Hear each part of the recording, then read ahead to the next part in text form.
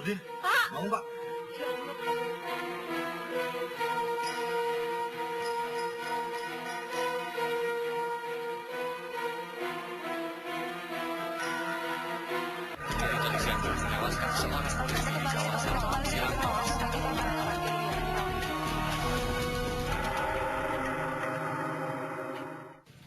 Rabu sore 13 April 2016 lalu, seorang guru bernama Nurdin, usia 52 tahun, ditemukan tewas terduduk di bangku depan di dalam mobil di garasi rumahnya di Komplek Pemda, Jalan Arjuna, Blok B, nomor 32, Jatiasi, Bekasi.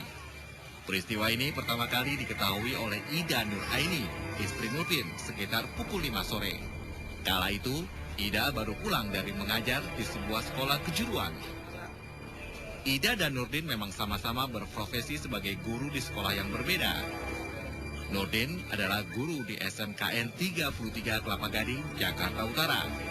Sedangkan istrinya, Ida Nuraini, mengajar di SMKN 27 Pasar Baru, Jakarta Pusat.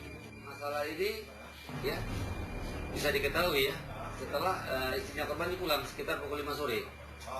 Karena memang dari pagi itu setelah beliau ini diantarkan ke sekolahnya di SMK 27, istri korban sempat menghubungi suaminya sekitar jam 9. Namun HP-nya off, tidak hidup. Ya, karena mati, istrinya juga menghubungi supirnya, mati juga HP-nya. Mati. Lalu sekitar 12:30 istrinya menghubungi telepon sekolah. Menanyakan, suami tadi ke kantor udah dijawab oleh pihak sekolah, oleh pihak TU dan pihak guru bahwa memang tadi benar suaminya dengan supirnya diantar supir sempat ke sekolah tersebut. Lah, tapi hanya isi absen aja. Pada leher Nurdin terlihat bekas cekikan. Lainnya, dan ini yang juga jadi perhatian adalah kaca depan mobil pecah. Saat pulang mau masuk garasi, kebetulan di situ ada security melihat korban pulang dengan menggunakan mobil. Apa? Kan nggak biasa kan? Ya, security hanya melihat, ya. Namun karena ini mobil dalam keadaan berjalan, mobil langsung dimasukkan ke dalam garasi oleh si pelaku. Namun sore itu tak hanya kematian Nurdin yang jadi pusat perhatian.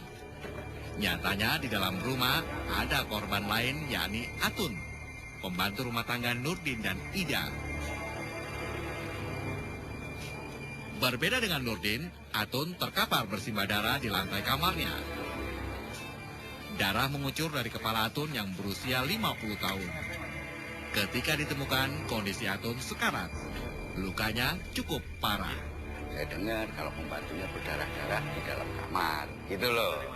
Apa? Dengar dari mana? Ya dari teman-teman di situ, Pak, pembantunya pingsan di dalam kamar. Pokoknya dari dalam kamar gitu. Sekalipun sekarat, nyawa Atun masih bisa diselamatkan. Ia dibawa ke rumah sakit Polri Kramat Jati. Lalu, siapakah pelaku yang menciptakan petaka di rumah Nurdin, sang guru? Dari olah tempat kejadian perkara, polisi menyasar pelakunya adalah orang terdekat korban. Rangkaian keterangan para saksi pun mengarah pada hal yang sama. Kalau untuk pelaku memang indikasinya ya kita duga keras ini pelakunya adalah supirnya sendiri ya, di mana supir ini menurut informasi yang kita dapat dari si korban baru bekerja kurang 2 hari di tempat tersebut. Sopir korban Nurdin bernama Hermanto. Polisi bergerak cepat memburu Hermanto yang kabur usai membunuh Nurdin dan menganiaya Atun. Sabtu tanggal 16 April, polisi mematahkan pelarian Nurdin di Terminal Kalideres, Jakarta Barat. Mengapa Hermanto tega membunuh majikannya? Dan bagaimana leliku cerita awal mulanya? Hanya dalam waktu 3 hari setelah kejadian, polisi dapat membekuk pelaku pembunuh Nurdin yang juga menganiaya Atun, pembantu rumah tangga korban. Sasaran polisi tak meleset. Pelakunya adalah orang terdekat keluarga korban, yakni supir pribadinya bernama Hermanto atau akrab dipanggil Herman. Kalau untuk pelaku memang indikasinya ya kita duga keras ini pelakunya adalah supirnya sendiri ya, di mana supir ini menurut informasi yang kita dapat dari si korban baru bekerja kurang 2 hari di tempat tersebut. Dan inilah profil Hermanto atau Herman dalam bingkai ilustrasi. Pria ini berumur 32 tahun. Ia lahir di Brebes tahun 1983. Di Bekasi, ia tinggal di Kampung Kulak, Jati Asih, Bekasi. Jadi saya ingin tahu ini, Anda ini, Mas Hermanto ini sebelum bekerja menjadi supirnya Pak Nurdin almarhum ya, itu bekerja sebagai apa? Saya narik angkot, angkot 02, Jurusan mana? jurusan Pondok Gede Bekasi. Sebelum bekerja sebagai supir pribadi korban Nurdin, Herman membawa angkot. Di jalur trayek angkotnya, Herman memungut rupiah. Sebagai seorang suami, Herman harus memenuhi kebutuhan hidupnya beserta istri. Namun sayangnya, rumah tangga Hermanto gagal. Ia bercerai dengan istrinya. Mana aja kamu, Bang? Ya habis narik lah, habis dari mana lagi? Masa nggak Segini tahu? baru pulang. Iya kan, mau gimana lagi, namanya nyari duit. Ya udah, mana duitnya? Sini mau belanja. Ribet banget, tiap hari dikasih uang masih nggak cukup aja. Nih, nggak cukup aja. Dari pagi narik sampai malam cuma segini. Iya mau gimana lagi, tarikan sepi coba. Tiap hari segini mana cukup. Ah dicukup-cukupin lah, belajar hemat makanya. Makanya kamu itu cari kerjaan yang benar, yang lebih dari ini, biar bisa ngurusin kita. Udah dikasih segitu, nggak pernah bersyukur. Mau jadi istri, mau jadi gimana antarnya? Udah deh, kalau begini terus, mendingan kita aja. Anda pernah berkeluarga belum? Udah Pak, Sudah pernah? udah pernah Pak. Tapi sekarang sudah? Sudah enggak lagi Pak. Sudah cerai? Sudah cerai Pak. Cerai ya. Terus Anda punya anak nggak? Enggak Pak, Belum punya anak. belum punya anak. Usai perceraian terjadi, Hermanto tak lagi menjadi supir angkot. Ia sempat luntang-lantung. Hingga suatu ketika datanglah tawaran kerjaan baru sebagai sopir pribadi. Kemudian Anda ini bisa bekerja di rumahnya Pak Nurdin, ya? Itu lewat siapa? Itu ada tetangga saya Pak, namanya Pak Tio. Ya. Dia mau mengenalkan saya ke Pak Nurdin Pak. Lewat ibu saya Pak. Ibu, berarti lewat orang tua ya? Orang tua Pak. Nah, kemudian Anda ini bekerja di rumah Pak Nurdin sudah berapa lama? Kurang lebih 1,5 bulan Pak. Sebulan setengah. Pak Dio, Ya, dari mana? dari sana, dari rumah teman, di sana rumahnya. Ibu lagi bersih-bersih. Iya Pak. Apa kabarnya Pak? Kabarnya alhamdulillah sehat. Enggak, bukan saya. Lowongan apa nih? Ya, Kebetulan teman saya lagi cari tenaga supir. Ya, cuman gajinya sebulan. bukan dia ini dari Tangerang dulu. Mau? Kita pulang tuh. Ya nanti insya Allah saya kabarin ya. Oke, Iya Pak, makasih ya Pak ya. saya pulang dulu ya. Makasih Pak. Ya, Ya, malam. Kemudian 1 bulan Anda dikasih gaji berapa? 2 juta Pak. 2 juta. Untuk uang makan? Hari-hari? Kan 10.000. 2.000. Jadi, ya sudah masuk hitungan UMR lah itu ya? Iya. Cukup lah ya. Mulailah Hermanto melakoni pekerjaan barunya sebagai supir pribadi Pak Guru Nurdin dan istrinya Ibu Guru Ida Nur Aini. Lalu bagaimanakah situasi yang dihadapi Hermanto pada majikannya? Akhirnya Hermanto mendapatkan pekerjaan baru sebagai supir pribadi Pak Guru Nurdin dan istrinya Ibu Guru Ida Nur Aini. Pasangan suami istri ini tinggal di Komplek Pemda Jalan Arjuna Blok B nomor 32 Jati Asih, Bekasi. Ini Anda tadi kan katakan kepada kita bahwa Anda sudah bekerja di rumah Pak Nurdin sebagai supir pribadi kurang lebih 1,5 bulan ya? Iya Pak. Nah itu kita ingin tahu tuh keseharian Anda tuh selama bekerja di situ bagaimana hubungan Anda dengan majikan ya? Sehari-hari itu bagaimana kegiatannya itu? Hari-hari rutinitas sih biasa ya Pak, cuma mengantar seperti biasa, olahraga terus kemudian kembali ngajar lagi Pak. Hampir setiap hari, Hermanto melakukan rutinitas kerja yang berpola. Ia mengantar sang majikan kerja. Rasa-rasanya tak ada yang berlebih. Assalamualaikum. Waalaikumsalam. Selamat pagi para siswa sekalian. Pagi Pak. Bagaimana kalian sudah bikin tugas kelompoknya? Belum Pak. Ya udah. Nanti kalian bikin tugas kelompoknya ya. Kalian bikin masakan khas daerah kalian masing-masing. Satu kelompok 3 orang. Berangkatnya memang Pak Nurdin itu subuh, ya pokoknya habis subuh itulah. Kenapa subuh? Karena Bu Nurdin itu di Jakarta Pusat, Pak Nurdin di Kelapa Gading. Jadi ngedrop Bu Nurdin dulu, habis itu ngedrop Pak Nurdin. Kerja Hermanto sekaligus melayani pasangan suami istri Nurdin dan Ida. Namun nampaknya untuk Nurdin, Hermanto harus menyediakan kesabaran lebih. Sebabnya Nurdin terserang stroke ringan yang membuat geraknya tak sempurna.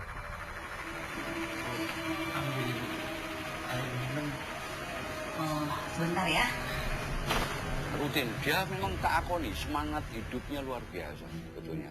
Semangat hidupnya untuk kepingin sembuh itu luar biasa. Oh, luar biasa. Luar biasa. Luar biasa sekali. Iya, menyebut badan, jalan-jalan. Kadang-kadang beliau kan pernah ikut Mahatma itu ya, Mahatma senam pernapasan itu. Jadi dia kadang-kadang senam pernapasan apa-apa itu. Memang semangat hidupnya luar biasa. Nah itu kalau kita boleh tahu tuh Pak Nurdin tuh olahraga apa itu? Itu biasanya olahraga lari ya, jogging Pak. Terus angkat-angkat barbel Pak. Barbel ya ukuran kecil Pak barbelnya. Situ biasa lari-lari sama senam Pak. Senam. Itu di mana? Di Kelapa Gading jogging 1 Pak. Kurang lebih begitulah gambaran keseharian Hermanto kala bekerja sebagai supir pribadi di rumah Nurdin. Hermanto tercatat sebagai sopir pribadi keempat keluarga Nurdin. 3 supir pribadi Nurdin sebelumnya lebih dulu berhenti kerja. Jadi Bu Nurdin itu 4 kali ganti supir Pak. Nah, kebetulan nggak ada supir. Kan beliau udah stroke gitu, udah stroke. Nah, nggak ada supir. Keluarganya itu bilang sama si Pak yang merekomendasi ini tadi, kalau ada kerjaan buat anak saya dikasihkan kerjaan, gitu loh, nyopir gitu loh. Nah, ditawarkanlah ke Bu Nurdin itu.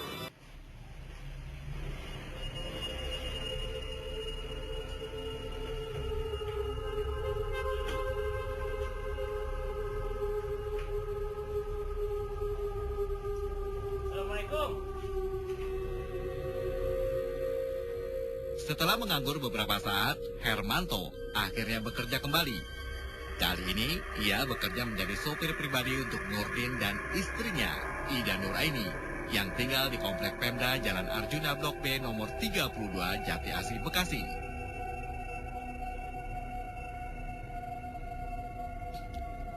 Bekerja sebagai sopir pribadi, bukan saja keahlian membawa kendaraan yang dipakai Hermanto, tapi ia harus melebarkan kesabarannya kala melayani Nurdin yang mengidap stroke ringan. Maka, hari-hari Hermanto mulai punya ragam cerita pengalaman bersama Nurdin. Biasa kadang sering bercanda, tawa kalau lagi kesel ya. Saya dicuekin, segala macam apa itu yang bikin saya kadang-kadang ada rasa nggak betahnya juga bekerja situ Pak. Seringan gak betah ya, cuma karena terpaksa saya nggak ada kerjaan lagi. Saya ikutin Pak Nurdin. Kamu ini gimana sih, Man? Jam segini kamu baru jemput saya. Maaf Pak, saya tadi kena macet Pak. Macet. Itu alasannya klasik, Man. Semua orang juga tahu kalau Jakarta itu macet. Harusnya kamu bisa ngatur waktu kapan kamu jemput saya. Saya itu butuh istirahat. Kamu tahu kan kondisi saya seperti ini. Ya sudah, kali ini kamu saya maafin. Ayo, kita pulang. Nah, kemudian Mas Hermanto ya, kita ingin tahu lebih jelas apa sih sebenarnya ini masalah yang membuat Mas Hermanto sakit hati sama si korban atau majikan Anda ini? Apa itu kira-kira yang menjadi sakit hati sehingga Anda tega melakukan ini? Sakit hati karena ucapan korban itu yang selalu bikin sakit hati Pak. Sekarang menyindir,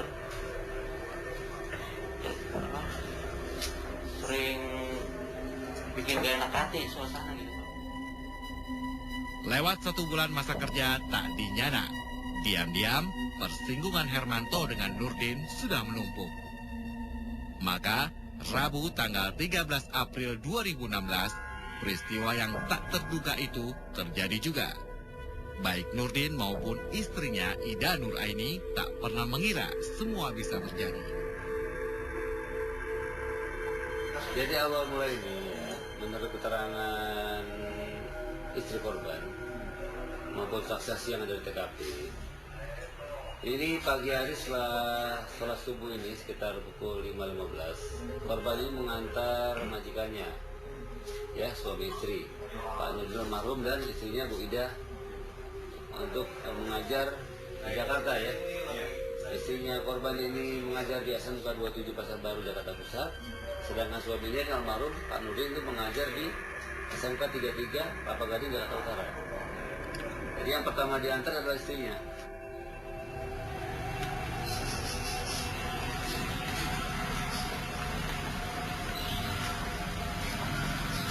Mas, Ayo Pak. berangkat. Oke Pak.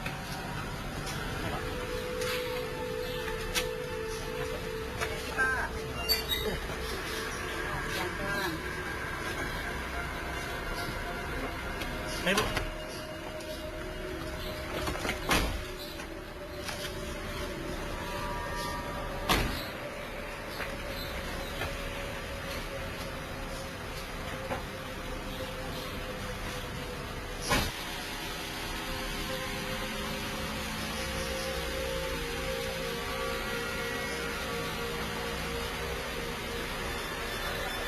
Setelah itu pelaku ini mengantar korban dengan mobil Avanza ini ke Kelapa Gading ke SMK 33 Jakarta Utara. Namun di situ menurut keterangan guru-guru dan juga keterangan dari si pelaku, korban ini sekolahnya absen saja. Karena waktu itu korban juga hanya mengenakan kaos biru, kaos olahraga dan celana pendek olahraga. Assalamualaikum. Waalaikumsalam. Wah, Pak Nurdin, apa kabar Pak? Baik, Pak Chandra. Silakan dulu Pak. Gimana Pak keadaannya Pak? Oh, banyak orang Pak sana Pak? Alhamdulillah sudah mulai baik. Alhamdulillah. Ini masih sedang olahraga Pak?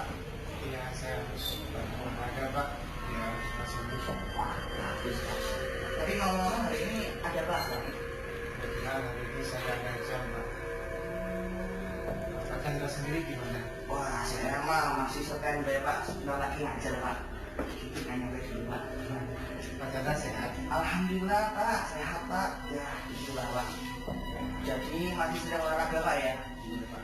Dijaga Pak kesehatannya biar jangan seperti saya dan teman. Iya Pak, saya jaga Pak. Bisa olahraga Pak. Siap.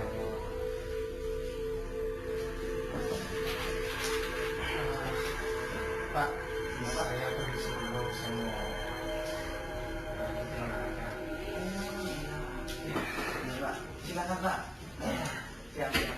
Iya Pak ya? Iya Pak. Hati-hati ya Pak ya? Nanti salam aja sama gundulannya ya Pak. Wah, iya Pak nanti. Assalamualaikum. Waalaikumsalam warahmatullahi wabarakatuh.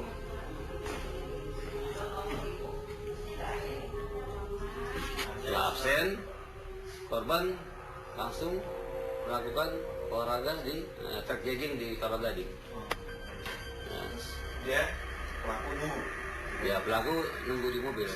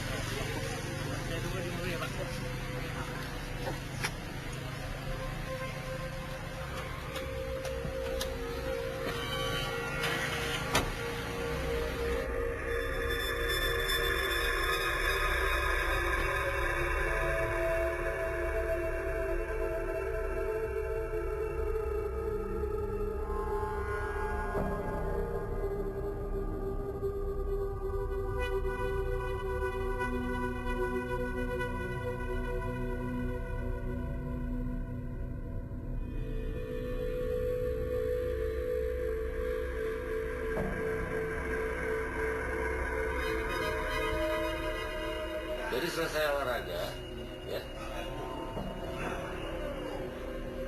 pelakunya menunggu di mobil, korban masuk mobil. Di situ pelaku berbicara kepada si korban. Mobil. Di mobil. Jadi posisi si korban ada di depan, samping kiri setir, dan si pelaku ada di bangku setir di belakang tersebut.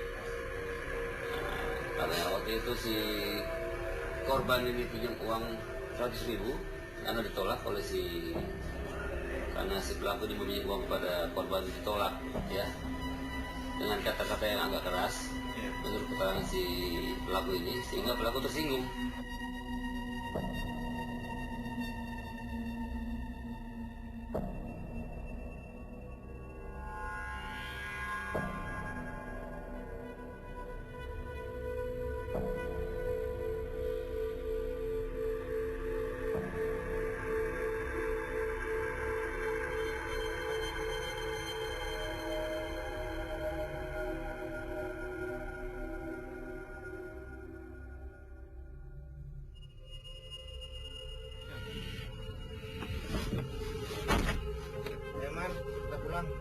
Pak, bentar Pak, saya mau pinjam uang Pak, 100.000 buat ngasih pulsa Pak. Man, kamu itu kan baru gajian. Masa sekarang udah minjam uang lagi? Enggak. Kerja kamu gak beres. Mobil aja kotor itu. Nah, kamu cuci-cuci. Udah, ayo jalan. Man. Ayo jalan. Karena tersinggung, lalu pelaku keluar dari mobil. Ke belakang mobil membuka bagasi, lalu mengambil kaos oblong warna putih yang ada di bagasi tersebut. Itu kaos oblong bisa? Kaos oblong itu adalah punya si pelaku sendiri yang ditaruh di belakang bagasi mobil.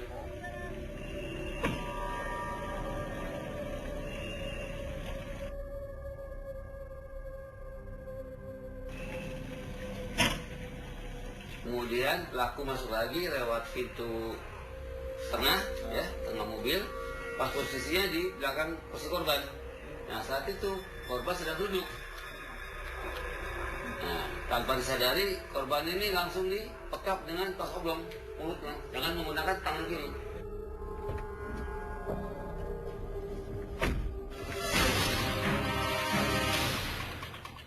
Nah, begitu diloket, si korban itu kan meronta, ya, karena susah bernapas karena tertutup hidungnya nih.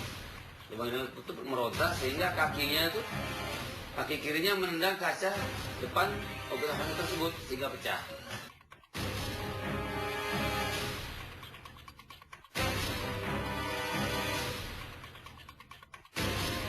Karena masih meronta sehingga si pelaku ini memukul rahang kanan korban dengan tangannya, memukul beberapa kali, ya kan?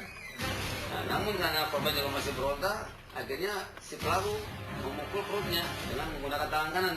Namun tangan kiri tetap membekap oleh si korban.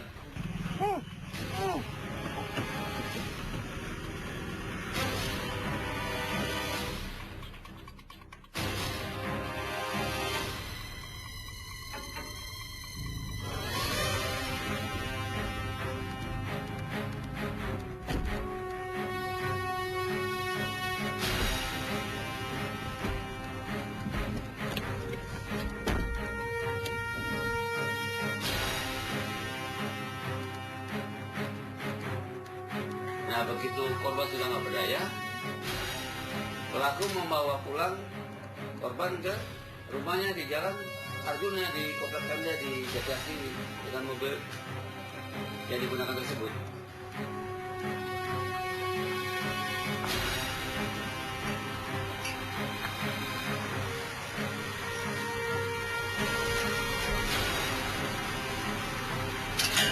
Mas, bapaknya kenapa?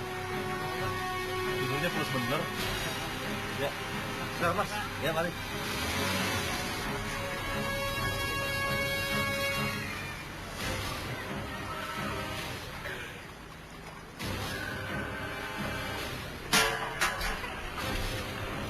Saat pulang mau masuk garasi, kebetulan di situ ada security melihat korban pulang dengan menggunakan mobil. Apa? reaksi security? Kan nggak biasa kan? Nah, security hanya melihat, ya. Namun karena ini mobil dalam keadaan berjalan, mobil langsung dimasukkan ke dalam garasi oleh si pelaku.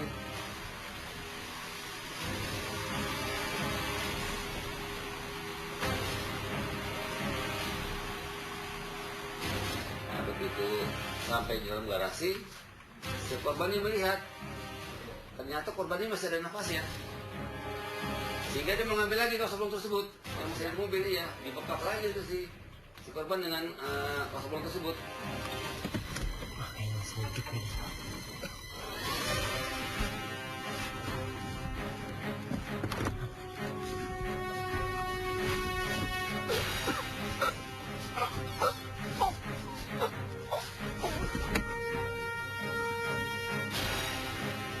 Dibekap kurang lebih hampir sekitar 15 menit, ya. Begitu 2 kali ya? Iya, 2 kali. Begitu dibekap sampai sekitar 15 menit, itu korban sudah nggak ada gerakan. Si pelaku ini kurang yakin, ya, maka ditempelkanlah telinganya di dada korban untuk memastikan korban ini sudah mati atau belum.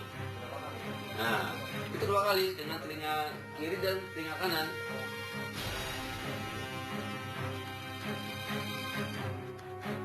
Belum yakin juga, si pelaku ini menempelkan tunjuk jarinya di lubang hidung korban. Berapa lama? Kurang lebih hampir sekitar 2 menit, 3 menit. Ya, begitu dia pastikan ini sudah tidak ada hembusan nafas dari lubang hidung si korban, baru pelaku berhenti melakukan aksinya.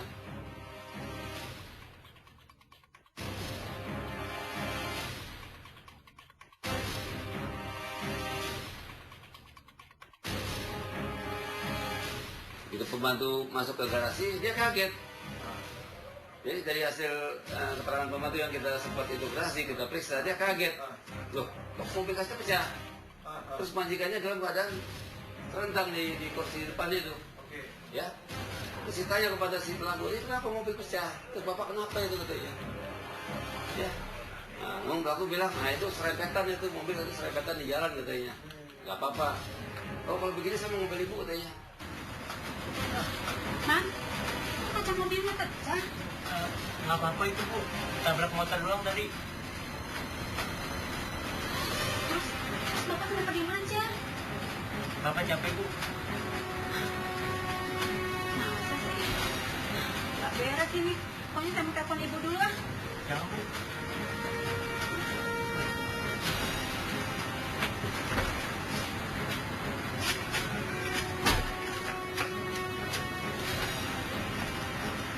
Kemudian si Atung jalan nih ke ruang tengah depan ini dari garasi, kan, nggak jauh itu kan. Tanpa disadari si korban ini mengikuti di belakang. Nah, rupanya korban ini mengambil setir kunci pengaman yang ada di bawah jok. Setir pengaman mobil. Kemudian saat si pembantu ini mau ngepel telepon dengan telepon rumah, langsung diketok belakang kepalanya banyak 2-3 kali. Ya, sehingga si Atun ini, pembantu ini, jatuh tengkurap di ruang depan itu, ruang tamu depan.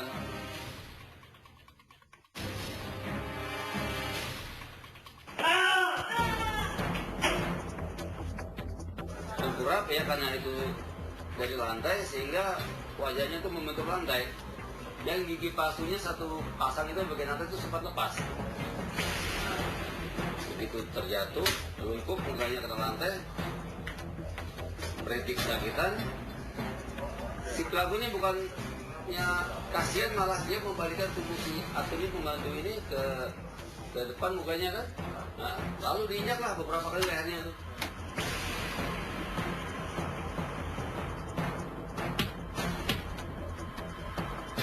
Nah, begitu si Atun ini sudah nggak ada suara rintihannya, sudah hilang, dan sudah nggak bergerak, lalu diseretlah tangannya ini ke kamar tengah itu di depan itu.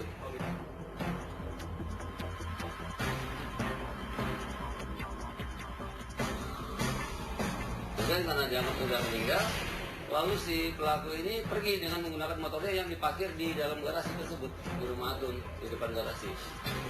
Ya, kemudian dia keluar dari halaman rumah, kebetulan situ ada pos security. Ketemu lagi seperti itu tadi. Nah, ditanya sama security, mau kemana? Ini saya mau ke asuransi, bekerja pecah katanya.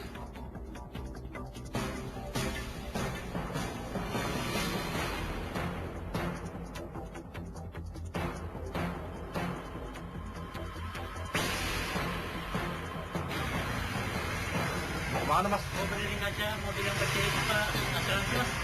Oh, kaca mobil yang pecah tadi. Buru-buru amat. Ya Mas, Emang kenapa?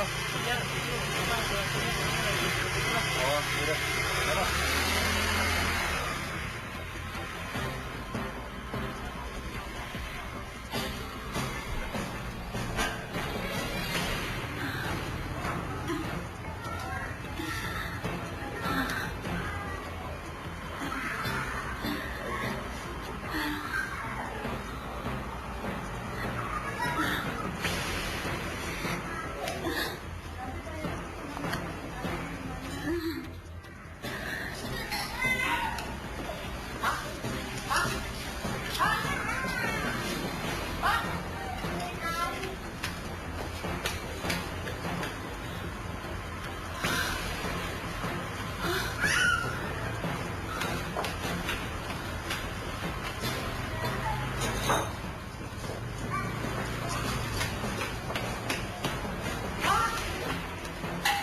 Atun!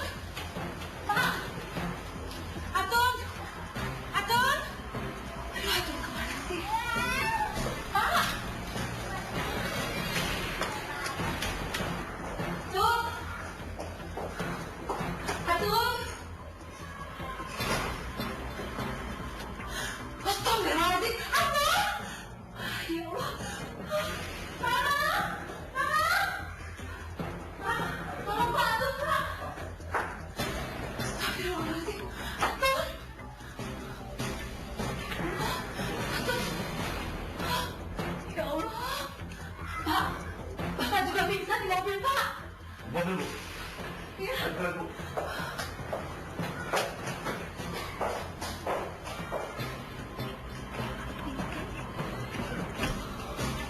Pak! Pak! Pak! Pak, bangun, Pak! Pak Nurdin. Pak! Bangun, Pak. Ya Allah! Gimana? Pak Nurdin, bangun, Pak. Pak! Astagfirullahaladzim, Pak! Saya cari pertolongan dulu. Ya. Ini kakak.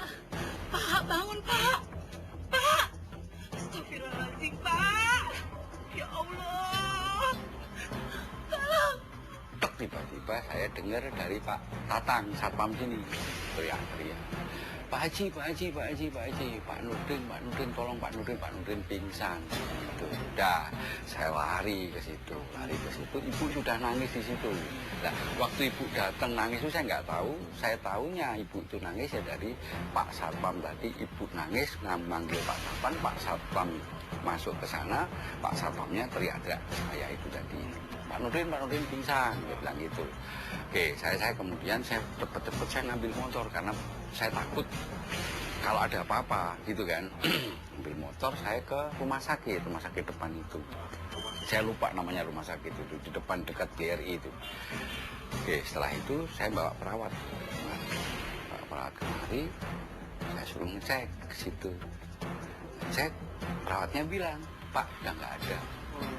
Gitu lah. Loh, apa ini? Saya bilang gitu kan. Saya dengar kalau pembantunya berdarah-darah di dalam kamar.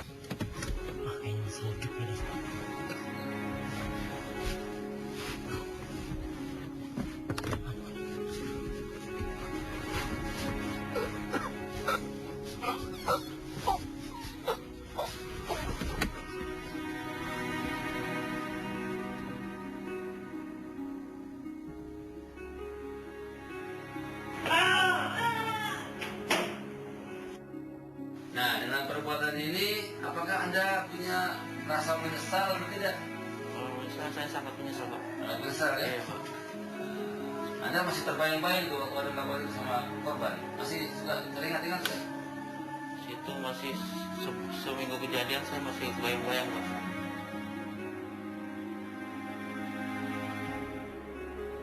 Jadi mohon izin ya kepada seluruh masyarakat ya. Kami dari kepolisian menghimbau Dengan kejadian ini mari kita lebih selektif ya, lebih selektif dalam memilih karyawan atau supir pribadi ataupun pembantu rumah tangga. Jadi kita harus selektif dan tahu latar belakangnya orang yang akan bekerja di rumah kita atau di kantor kita. Dan juga kita harus tahu nih keluarganya siapa. Terutama kepribadian sih orang ini yang akan bekerja dengan kita. Jadi kalau kita sudah selektif, sudah hati-hati, insya Allah hal-hal yang kita tidak inginkan akan terhindar.